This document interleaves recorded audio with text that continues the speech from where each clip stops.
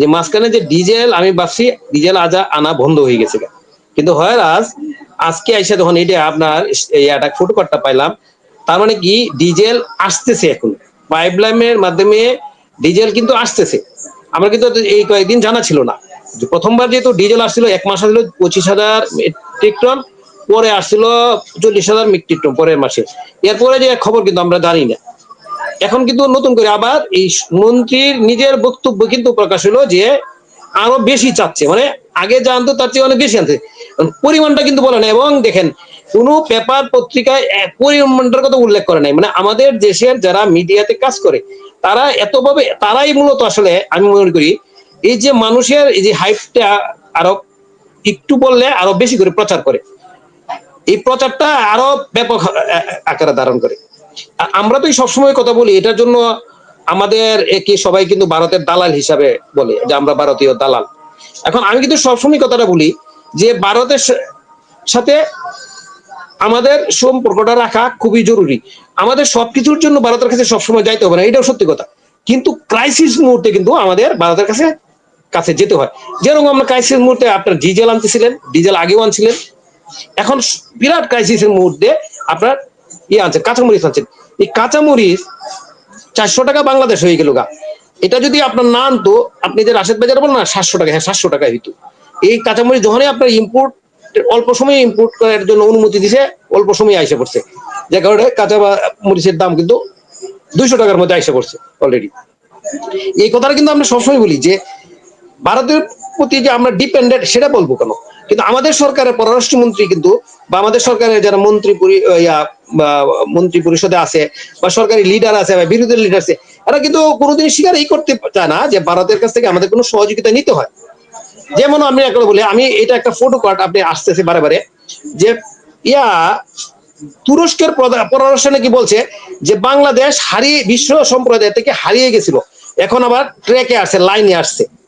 এটা নাকি বলছে তুরস্কের পররাষ্ট্রমন্ত্রী, এবং এটা আমাদের দেশের পেপারগুলি কিন্তু ফটোকার্ড হিসাবে ছাড়ছে যে তুরস্কের পররাষ্ট্রমন্ত্রী এই কথা বলছে। কিন্তু এটা তুরস্কের পররাষ্ট্রমন্ত্রী ওপেনলি কোথাও বলে নাই, হয়তো ব্যক্তিগতভাবে বলতে পারে পররাষ্ট্রমন্ত্রীর কাছে, এবং পররাষ্ট্রমন্ত্রী সেটাই বলছে যে আমার কাছে আমাদের বাংলাদেশের মিডিয়ার খবর আর কি, যে আমাদের পররাষ্ট্রমন্ত্রীর কাছে নাকি বলছে তুরস্কের পররাষ্ট্রমন্ত্রী যে বাংলাদেশে এতদিনে ট্রেকে ফিরে আসতেছে, এতদিন হারায় গেছিল। উনার কিন্তু বক্তব্য না, উনি যে বক্তব্য দিচ্ছে এই কথাটা বলে না, বলছে যে উনাকে নাকি ব্যক্তিগত বলছে। কিন্তু আপনারাই বলছি ভাই ভারত ভালো না ভাই, এটা আপনি প্রচার দিচ্ছেন যে রবি ভাই বলছে ভারত ভালো না, কিন্তু আসলে কি আপনারা এই কথা বলছেন কিনা এটা তো আপনি জানেন। এই হলো মানে আমাদের দেশের মানে ওই মিডিয়া বা আমাদের দেশের লোক।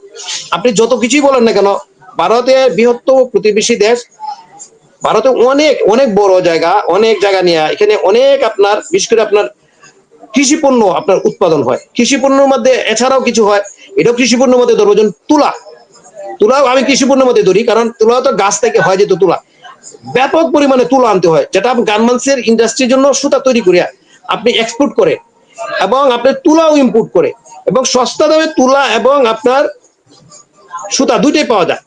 যদিও আমাদের তুলা কোম্পানির, বাংলাদেশের সুতা কোম্পানির কিছু অভিযোগ আছে যে ভারতীয়রা ডাম্পিং করে কম দামে তুলা দিয়ে দেয় তাদের আমাদের দেশে ইন্ডাস্ট্রিকে বসায় দেওয়ার জন্য। এটা তো বিজনেসের একটা পলিসি। আমরা যখন অর্থনীতি নিয়ে লেখাপড়া করছি, এটা কিন্তু একটা বিজনেস একটা পলিসি। ঠিক আছে, ভারত যদি ডাম্পিং করে আপনার কম দামে যদি সুতা দেয়, তাহলে তোমরা সুতার উৎপাদন না, তোদের খরচ কমাও, লাভ কম করো, নাহলে সরকার কাছে ভর্তুকি চাও। সেটা তো আগে আমরা তো জানি ইন্ডাস্ট্রি সরকার ভর্তুকি দেয় বিভিন্ন ভাবে, তাদের জন্য তো এগুলি তো আর বন্ধ করে দেওয়া যাবে না। কিন্তু আমাদের যে কিছু যে মাথা মোটা নেতা আছে, মাথা মোটা কিছু আপনার মানে সাবেক মানে আছে, কর্মকর্তা আছে, তারা ভারতে কিছুদিন আগে শুনে নাই যে কিছুই আনতে পারবে না, সব বন্ধ করে দিতে হবে, আনা একদম টোটালি বন্ধ করে দিতে হবে, সব পাকিস্তান ডাইরেক্ট বলছে।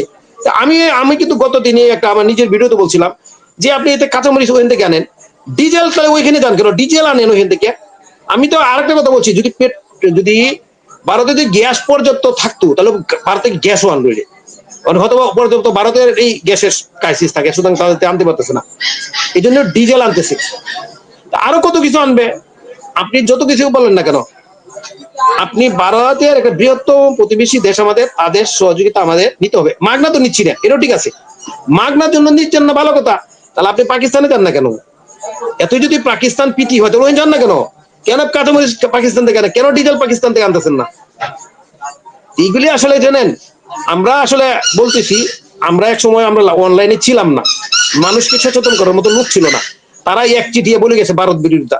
এখন আমরা অনলাইনে কথা বলতেছি, আসলে ভারত বিরোধিতা কেন, ভারত বিরোধিতা কেন না, সেটা আমরা বোঝানোর চেষ্টা করতেছি, মানুষ এখন বুঝতেছি।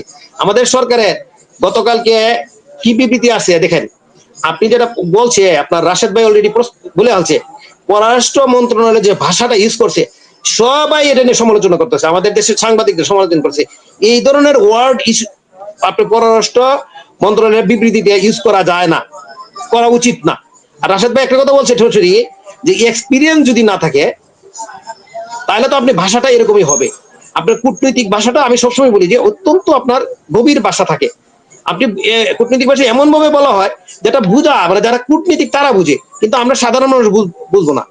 সবকিছুতে অভিজ্ঞতার দরকার আছে। আমাদের দেশের এখানে এক্সপিরিয়েন্স তো লোক নাই, সব তো গাদ ধরে বের করে দিচ্ছে প্রতিনিয়ত, তো আমরা উচ্চ পদস্থ কর্মকর্তাদের বের করে দিচ্ছে, এটা তো সবাই আমরা দেখতেছেন। আপনার বাধ্যতামূলক অফশোর দিতেছে, আপনি এত বড় একজন আপনার একটা লোককে আপনার মাঝপথে নিয়ে আপনি চাকরিতে আউট করে দিবেন, তাহলে এক্সপিরিয়েন্সটা কিভাবে করবে? কূটনৈতিক ভাষার জ্ঞানটা আসলে আমাদের অনেক অভাব ঘাটতি আছে, এটা আমাদের দেশের সাংবাদিকরাই কিন্তু সমালোচনা করতেছে। আর কালকে যদি সার্বভৌমত্বের কালকে বিবৃতি দিচ্ছেন, মানে কালকে বিবৃতি এটা আজকে ধরেন ওপেন হয়েছে, ওয়েবসাইটে ছাড়ছে, তাহলে এটা নিয়ে যদি আপনার সার্বভৌমত্ব লঙ্ঘন হয়ে যায়, ওইখানে আপনার সাবেক প্রধানমন্ত্রী অনলাইনে বক্তব্য দিয়েছে বিদেশি আপনার ইয়াদের কাছে, আপনার সাংবাদিকদের কাছে, সারা বিশ্বের যত আপনার মানে সবচেয়ে বড় বড় মিডিয়া যারা আছে, বিবিসি বলেন, সিএনএন বলেন, সিবিসি বলেন, যা আছে, রয়টার্স বলেন, যারা বিখ্যাত যারা আপনার তাদের কাছে সাবেক প্রধানমন্ত্রী বক্তব্য জানাইছে যে দেশের কি অবস্থা, উনি কি চিন্তাধারা। উনি তো দেশের বিরুদ্ধে বক্তব্য দেন নাই, উনি তো বর্তমান প্রশাসনের বিরুদ্ধে বক্তব্য দেন নাই, কিছুই বলে নাই। এটার জন্য দেখেন আপনি কত ধরনের করছে, এবং এটার জন্য সরকার ক্ষুব্ধ প্রতিক্রিয়া করছে। কি বলছে? সার্বভৌমত্ব লঙ্ঘন, দ্বিপাক্ষিক সম্পর্ক অবনতি হবে। সম্পর্ক অবনতি আজকে তো ভাই ওই যে তেলের কথাটা আসছে, যে আজকে ভারতীয় হাইকমিশনের সাথে বয়কট, মানে রফিক ভাই যে বললেন, আমরা বলছি এই ক্ষুদ্র প্রতিক্রিয়া দেখেছি দ্বিপাক্ষিক সম্পর্কের অবনতি হবে, কন্ডিশন। আমরা কি হুমকি দিচ্ছি ওদেরকে? এটা কি হুমকি না?